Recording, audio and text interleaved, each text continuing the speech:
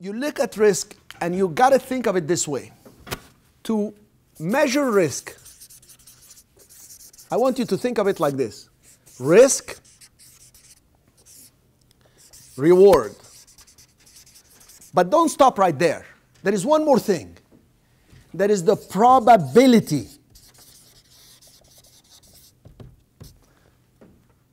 Are you with me?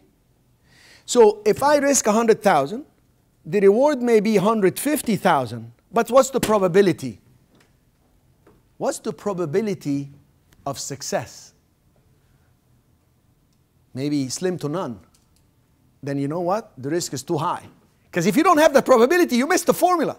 Most people talk about risk-reward. Well, it's missing a very important element. What is the probability of success? Well, let me give you an example.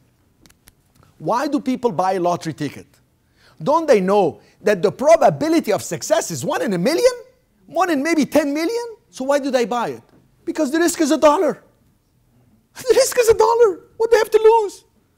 The risk is so low, the reward could be so big that the probability, although it's not there, the formula works. Are you with me? So now we add to this one more element, which is the impact. What will be the impact of failure? You see, here is the formula. Let's say your cousin comes to you. That's my favorite example. Your cousin comes to you and says, just give me $50,000 very quickly. I promise, I'll pay you $60,000 at the end of the year. So you're thinking, what's my risk? $50,000. The reward will be $10,000, 20%. That's pretty good. What's the probability he pays me? He's a loser. He never paid anybody. I don't want to give him the money. You see? Because the impact of losing $50,000 will really not be good for me.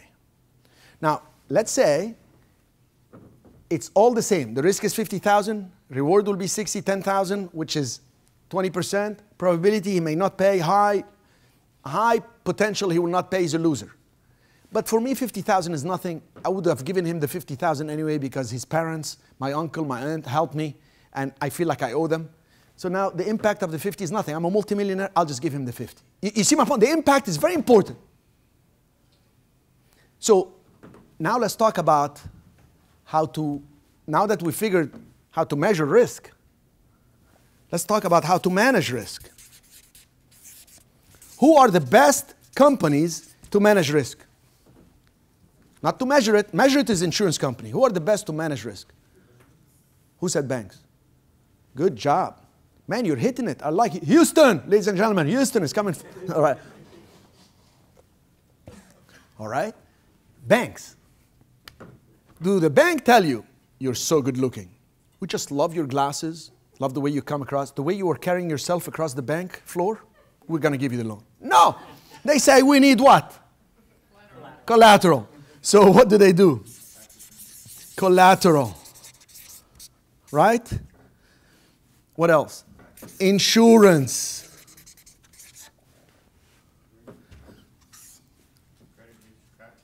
Yeah. Credit. History. Character. Who are you? So you're an ex-criminal? You just spent 7 years in jail?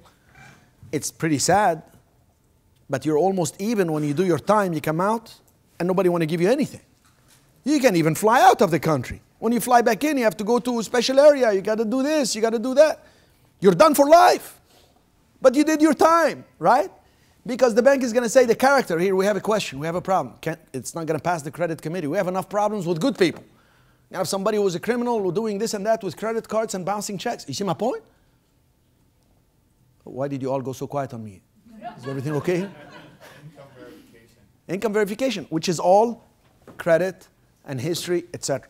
So the bank asks for collateral and cross-collateral, insurance, and what do they want to do? They want to shift the risk. Shift or mitigate the risk.